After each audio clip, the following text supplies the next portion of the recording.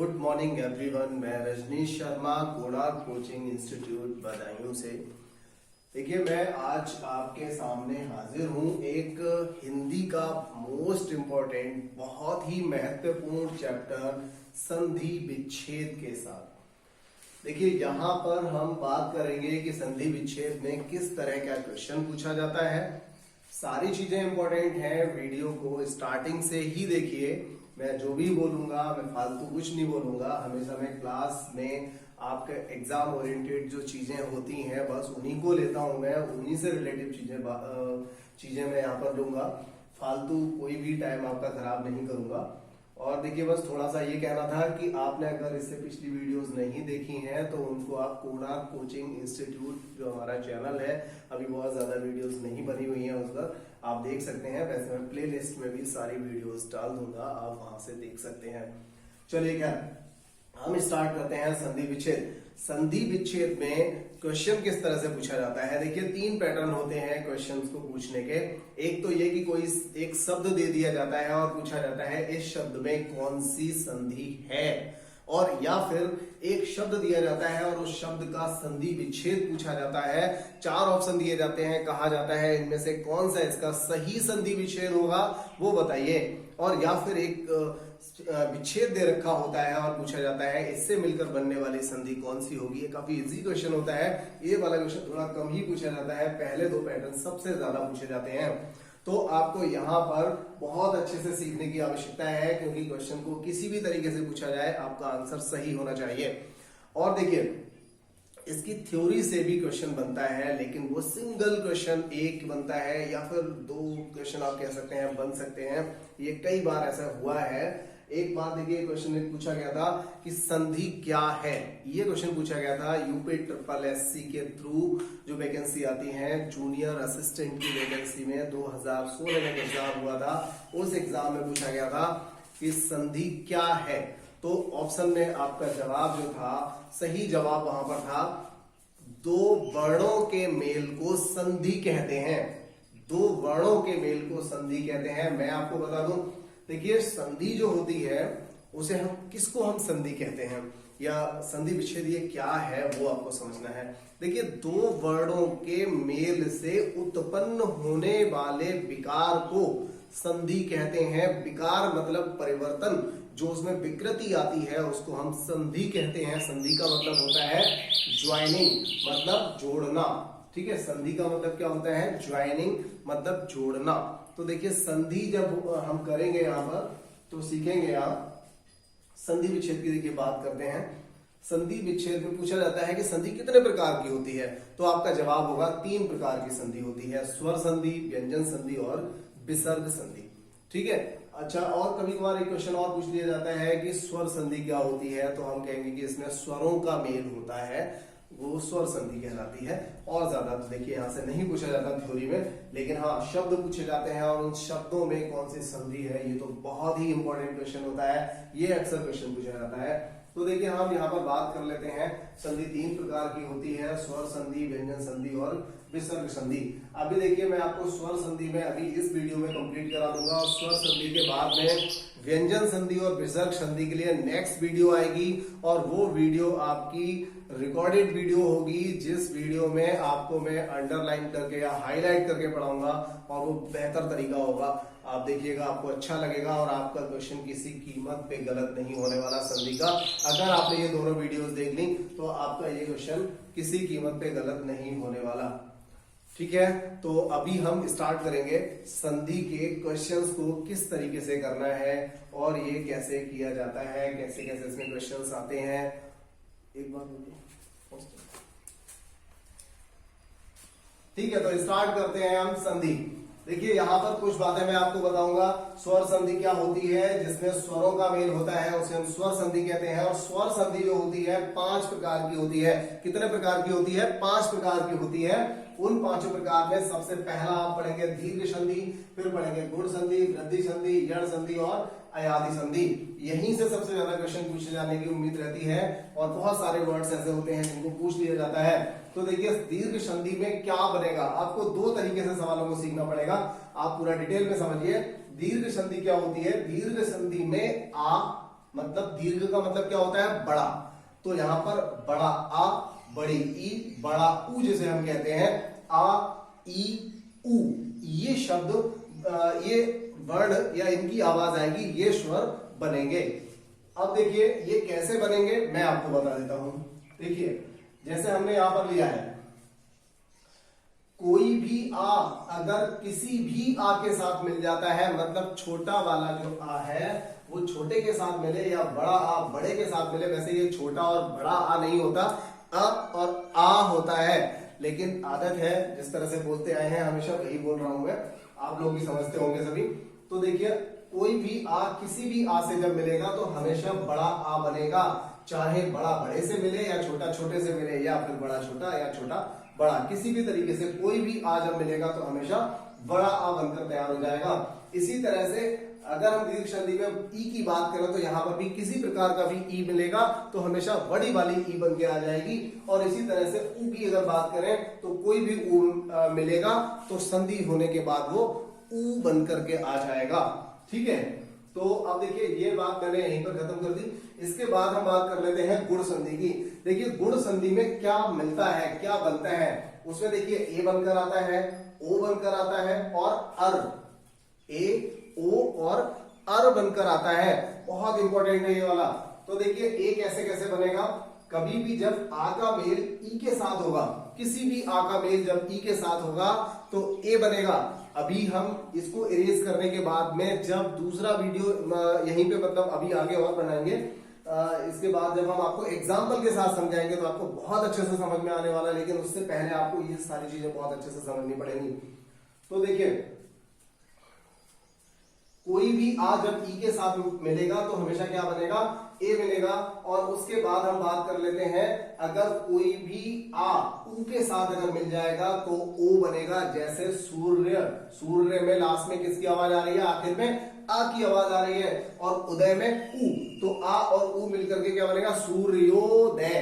तो सूर्य पे ओ मतलब ओ की मात्रा आई, ये यहां पर विकार उत्पन्न हुआ, और ये विकार जो उत्पन्न हुआ उसमें क्या बना, ओ आया, और ओ किस में आता है, गुण संधि में आता है। मतलब सूर्योदय में कौन सी संधि होगी, गुण संधि होगी। आप समझ गए, चलिए ठीक है। इसके बाद अर, ये भी बहुत इंपॉर्टेंट है। देखिए अर से संबंधित क्या होता है, जैसे हम लिखते हैं महर्षि, देवर्षि, राजऋषि, इस तरह के जो शब्द होते हैं इन सभी में भी गुण संधि होती है। तो देखिए यहां पर ये अर कैसे बनता है, ये किसी भी आ के साथ जब ऋण मिल जाता है तो अर बन जाता है। किसी भी आ के साथ जब ऋण मिल जाता है तो अर बन जाता है। जैसे महा प्लस ऋषि तो ये क्या बनेगा, महर्षि। राजा प्लस ऋषि, राज ऋषि। देव प्लस ऋषि तो देव ऋषि। ठीक है, इस तरह से बनेगा। मैं अभी एग्जांपल लेकर के और अच्छे से आपको खंड खंड करके इसको समझा दूंगा, तो आप अच्छे से समझने की कोशिश करिए। अच्छा देखिए, इसके बाद हम बात कर लेते हैं वृद्धि संधि की। थोड़ा सा ये देखिए, क्रम जरूरी नहीं है कि आप इस तरह से याद रखें, लेकिन फिर भी क्रम से थोड़ा फायदा भी हो जाएगा। गुण संधि के बाद आप वृद्धि को याद रखिए। वृद्धि का मतलब बढ़ जाना होता है। और देखिए यहाँ पर ए से ए हो गया, ओ से ओ हो गया, काफी आसान है इसको याद करना। और देखिए वृद्धि संधि से तो कुछ गिने चुने ऐसे सवाल हैं, कुछ गिने चुने ऐसे शब्द हैं, उन्हीं को अक्सर पूछा जाता है। पक्का बोल रहा हूं आपको, यहीं से सवाल अगर मिलेगा तो मेरा पढ़ाया हुआ सवाल आपको मिलेगा। जो सवाल जो शब्द मैं यहाँ पर पढ़ा दूंगा आपके लिए वही मिलेगा, जो मैं टेस्ट सीरीज में ले लूंगा वही मिलेगा। तो देखिए वृद्धि संधि की बात अगर हम करें तो ए और ओ बनता है। और ये किस तरह से बनता है, कोई भी आ जब किसी भी ए और ए के साथ मिलेगा तो हमेशा ए बनेगा, और कोई भी आ जब किसी भी ओ या ओ के साथ मिलेगा तो हमेशा ओ बनेगा। इससे रिलेटेड अभी बहुत सारे एग्जाम्पल आने वाले हैं, आप चिंता मत कीजिए, अच्छे से समझ में आ जाएगा। मैं पूरी एक्सरसाइज भी ले लूंगा इसकी, ठीक है। इस वीडियो के बाद जैसे ही आपका ये संधि खत्म हो जाएगा उसके बाद मैं पूरी एक्सरसाइज इसकी ले लूंगा एक, और आपको समझा दिया जाएगा। तो देखिए इसके बाद में आता है यण संधि। और यण संधि में क्या होता है, यण संधि में या और वा बनता है। और लेकिन यहाँ पर एक नोट करने वाली बात यह है कि या और वा से पहले वाला अक्षर इसमें आधा हो जाता है। वो कैसे आधा होगा ये भी हम आपको बहुत अच्छे से समझाएंगे, अभी बस देखते रहिए पूरा वीडियो। तो देखिए यण संधि में ये या और वा बनता कैसे है, जरा इस बात पर भी ध्यान दे लेते हैं। तो देखिए किसी भी ई के साथ जब आ मिलेगा, बहुत अच्छे से समझने वाली बात है यहाँ पर, किसी भी ई के साथ जब आ मिलेगा तो आप मिला करके पढ़िए जरा, ई और आ को मिलाकर पढ़िए तो क्या पढ़ेंगे, ई आ, मतलब या। और किसी भी ई के साथ जब आ मिलाएंगे तो जरा पढ़िए ई या, यानी कि या। ठीक है, तो उस पर डंडा आ जाएगा, मात्रा आ जाएगी, डंडे मतलब बड़ा आ की मात्रा आएगी यानी डंडा लग जाएगा। और इसी तरह से अगर ई के साथ ए मिल जाएगा तो ई ये, आप इसको मिला करके पढ़िए तो ये हो जाएगा। इसी तरह से किसी भी ई के साथ जो भी स्वर आता रहेगा उसी की आवाज यहां पर आती रहेगी। किस पे आएगी? या पर वही मात्रा आती रहेगी, या के ऊपर वही मात्रा लगती रहेगी जो ई के साथ इधर स्वर आता रहेगा। और ध्यान रखिएगा यहां पर ई के साथ कभी ई नहीं आएगा। अगर ई के साथ ई आ गया तो ये फिर दीर्घ संधि वाला एग्जाम्पल बन जाएगा, वहां पर या नहीं बनने वाला। और इसके बाद देखिए वा कैसे बनता है, तो देखिए ऊ के साथ जब इसी तरह से सेम, अगर ऊ के साथ आ जाता है तो ये वा बन जाएगा, ऊ के साथ बड़ा आ गया तो ये वा बन जाएगा। इसी तरह से जो भी स्वर ऊ के साथ आता रहेगा वही स्वर की मात्रा जो होगी वो वा पर लगती रहेगी और आपका या और वा आता रहेगा। पहले वाला अक्षर कैसे आधा होगा ये भी आपको डिटेल में समझाया जाएगा, थोड़ा सा धैर्य रखना पड़ेगा। अभी देखिए हम यहाँ पर बात करेंगे, ठीक है। तो अब इसके बाद देखिए अयादि संधि में एग्जांपल के साथ वहीं पे समझा दूंगा। तो पहले मैं इसको इरेज करता हूँ, इरेज करने के बाद मैं आपको इसके सारे एग्जांपल मतलब स्वर, दीर्घ, गुण, वृद्धि, यण और अयादि सभी के कुछ एग्जांपल लेकर के मैं बहुत अच्छे से डिटेल में समझाता हूँ। पहले इसको इरेज करना पड़ेगा। अभी हमने समझ लिया था कि संधि किस प्रकार की होती है और उनको हमने उनके जो अलग अलग नाम थे स्वर संधि में, जो भी उनका क्लासिफिकेशन था, वर्गीकरण को हमने समझ लिया था। और इसके बाद मैंने कहा था कि उन सभी नियमों को मैं यहाँ पर एग्जाम्पल के साथ पढ़ाऊंगा। तो मैंने यहाँ पर कुछ एग्जाम्पल लिखे हुए हैं, मैं कोशिश करता हूँ बहुत अच्छे से आप भी समझने की कोशिश कीजिए। देखिए यहाँ पर पहला एक शब्द दिया हुआ है रजनीश। मैं यहाँ पर यह भी बताऊंगा कि यहाँ इस शब्द में कौन सी संधि है। अभी हम लोग इन सब चीजों को क्लियर करते चलेंगे। देखिए रजनीश शब्द का अगर हम संधि विच्छेद करेंगे तो देखिए यहाँ पर एक ये थोड़ा सा गलत लिख गया है जी, ठीक है। देखिए रजनीश मतलब इसका संधि विच्छेद होगा रजनी प्लस ईश। तो सवाल आपसे दोनों तरीके से पूछा जा सकता है, रजनीश में कौन सी संधि है, तो भी आपको अपने मन में संधि विच्छेद करना पड़ेगा, तभी आप उसका सही आंसर दे पाएंगे। और या फिर संधि विच्छेद दिया होगा, कहा होगा इनमें से कौन सा इन दोनों को मिलाने पर कौन सी संधि बनेगी, कौन सा शब्द बनेगा, तो भी आप बता देंगे। या फिर पूछा जाएगा कि रजनीश शब्द का सही संधि विच्छेद बताइए, तो आपको रजनी प्लस ईश बताना पड़ेगा। देखिए यहाँ पर जब 4 ऑप्शन दिए जाएंगे तो रजनी में कोई ना कोई डिफॉल्ट करेगा, ना पे जो बड़ी की मात्रा आ रही है वो छोटी की मात्रा लगा देगा, या फिर इस जो ईश लिखा हुआ है जिसका अर्थ ईश्वर होता है तो यहाँ पर भी वो कुछ चेंज कर सकता है। ठीक है, तो आपको बहुत ही ध्यान से इसको करना पड़ेगा। सबसे मेन बात यह कि संधि विच्छेद किस शब्द का होता है, तो ये यौगिक शब्दों का संधि विच्छेद होता है। यौगिक शब्द कौन से होते हैं? ऐसे शब्द जिनके सार्थक खंड हो सकते हैं वो शब्द यौगिक शब्द कहलाते हैं। तो संधि विच्छेद हम ऐसे ही किसी भी शब्द का नहीं कर सकते, हर शब्द का संधि विच्छेद नहीं होता। जो ऐसे शब्द का होगा जिसके 2 टुकड़े करने पर उसका एक सही अर्थ भी निकलना चाहिए। तो देखिए यहाँ पर रजनीश शब्द का जो संधि विच्छेद किया, यहाँ पर आप ध्यान दीजिए, यहाँ पर ई की आवाज आ रही है और ये दोनों ही ई मिलकर के क्या बना देंगे, बड़ी ई बना देंगे। तो इसीलिए ये रजनीश मतलब ई और ई ये दोनों मिलकर के ई बन गया, इसलिए ये शब्द क्या हो गया, रजनीश। तो यहाँ पर ये कौन सी संधि हो जाएगी, इसमें दीर्घ संधि हो जाएगी। बेटा दिखाई दे रहा है सामने तक? ठीक है। रवीश, अब देखिए रवीश शब्द जो है इसमें संधि कौन सी होगी, तो रवि, यानी कि यहाँ पर रवि, रवि का मतलब क्या होता है, सूर्य। रवि का मतलब क्या होता है, सूर्य। तो सूर्य और ये ईश दोनों का ही अर्थ निकलता है। तो यहाँ पर भी देखिए ई और ई मिलकर के ई बनाएंगे और ये भी कौन सी संधि हो जाएगी, दीर्घ संधि हो जाएगी। आप सभी को समझ में आ गया होगा। इसके बाद देखिए देवालय, तो देव प्लस आलय, देवालय मतलब देव का आलय, तो देव प्लस आलय, देव धन आलय। यहाँ पर भी देखिए देव में क्या है, आ की आवाज आएगी। मैंने आपको पहले पिछले चैप्टर में पढ़ाया था कि किसी भी स्वर को हम बिना किसी और की सहायता से बोलते हैं, स्वतंत्र शब्द होते हैं, वो स्वतंत्र वर्ण होते हैं जिनको हम बिना किसी की सहायता से बोलते हैं। लेकिन प्रत्येक व्यंजन को हम स्वरों की सहायता से बोलते हैं, वो स्वतंत्र वर्ण नहीं होते। तो यहाँ पर इसमें आ की आवाज जो है, आ की ध्वनि यहाँ पर छुपी रहेगी। मैंने आपको बताया था कि अगर ये लिखा हुआ है तो इसका मतलब है इसमें 2 ध्वनियां हैं, का और आ, ये हलंत लगा हुआ है, आधा है। तो देखिए यहां पर वा जो दिया हुआ है, इस वा में आ भी है, तो वो आ और आ ये दोनों मिलकर के बड़ा आ बनाएंगे, तो इस तरह से ये बन जाएगा देवालय। ठीक है, तो ये बात आपको समझ में आ गई होगी। और इसके बाद में देखिए वधूत्सव। तो वधूत्सव, ये कई लोग इसमें मिस्टेक कर देते हैं, वधु लिखने में मिस्टेक कर देते हैं, जबकि आपने बहुत जगह लिखा देखा होता है वधु।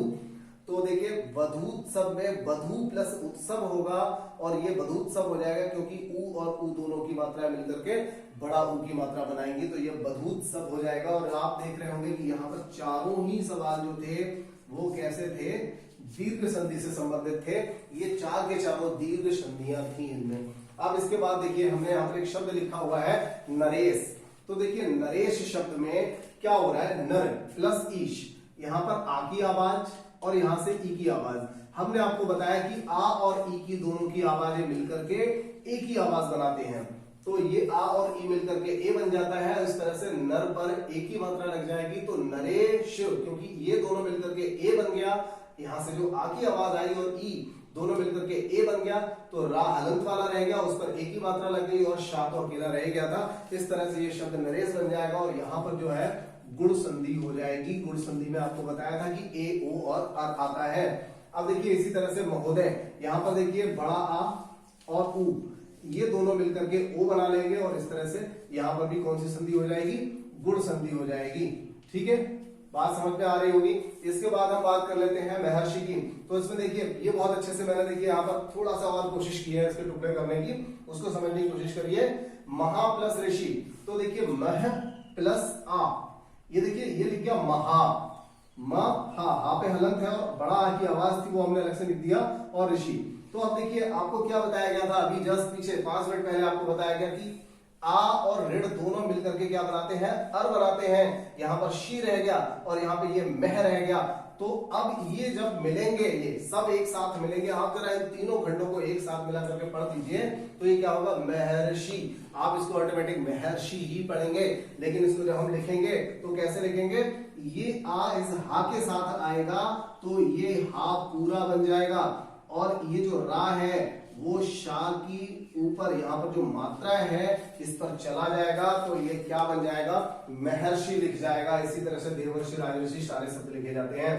तो यहाँ पर इस शब्द में यहाँ पर भी कौन सी संधि रहेगी, गुण संधि रहेगी। आप सभी को समझ में आ गया होगा। इसके बाद हम बात कर लेते हैं सदैव में।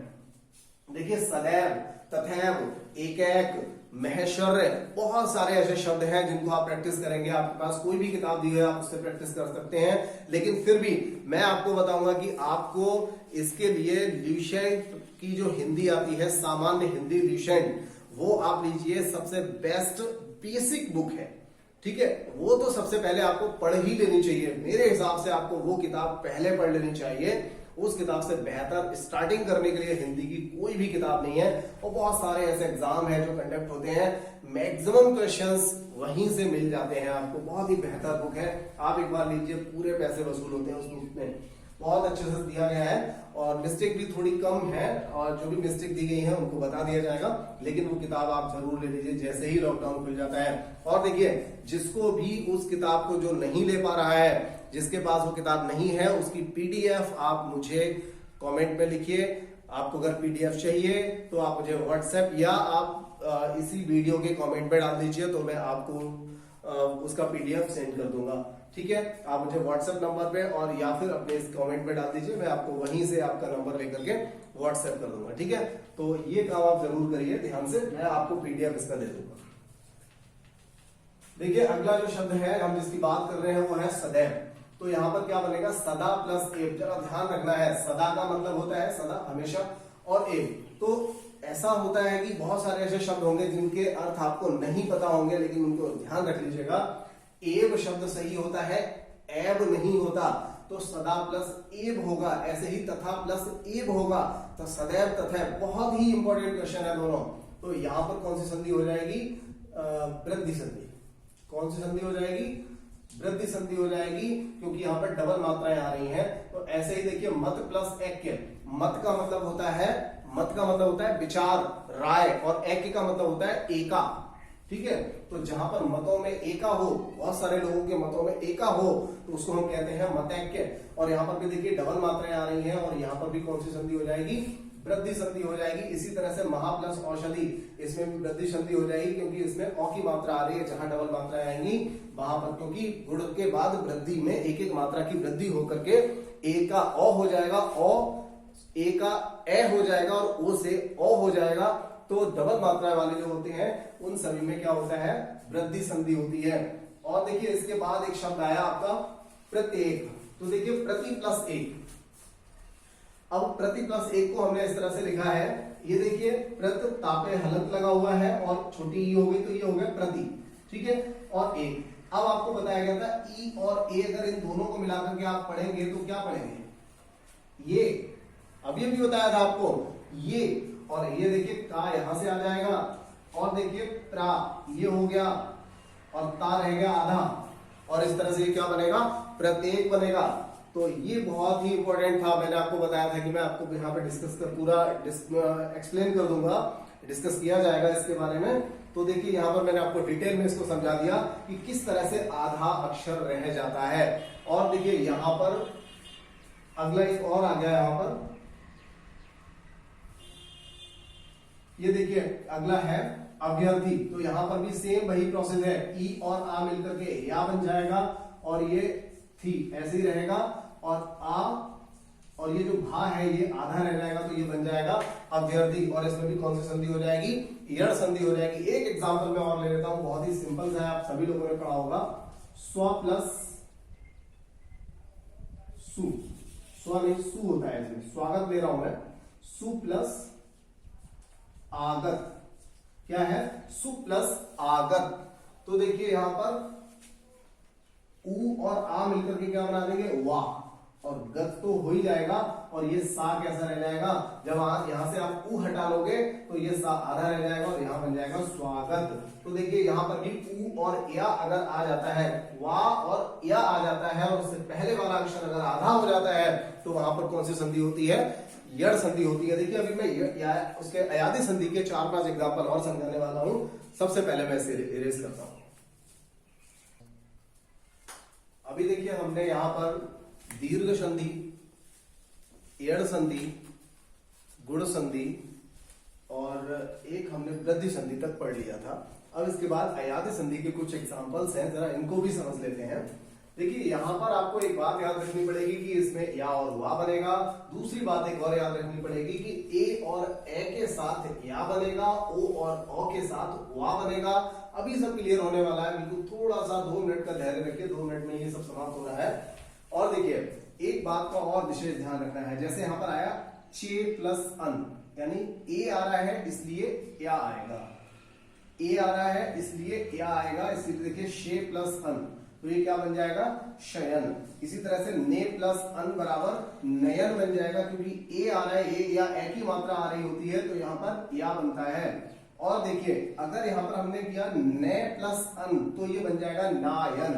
हालांकि नायन कोई शब्द नहीं होगा, लेकिन देखिए मैंने समझाने के लिए यहाँ पर लिखा था, अगर मात्रा सिंगल आएगी, एक मात्रा आएगी, तो यहाँ पर डंडा नहीं आएगा, और अगर यहाँ पर डबल मात्रा आ गई तो यहाँ पर डंडा आ जाएगा, तो ये हो जाएगा नायन। ऐसे ही गे प्लस अक बताइए तो क्या बनेगा, ये बनेगा गायक, क्या बनेगा, गायक। और अगर गे प्लस अक बनाएंगे तो ये क्या बन जाएगा, गायक।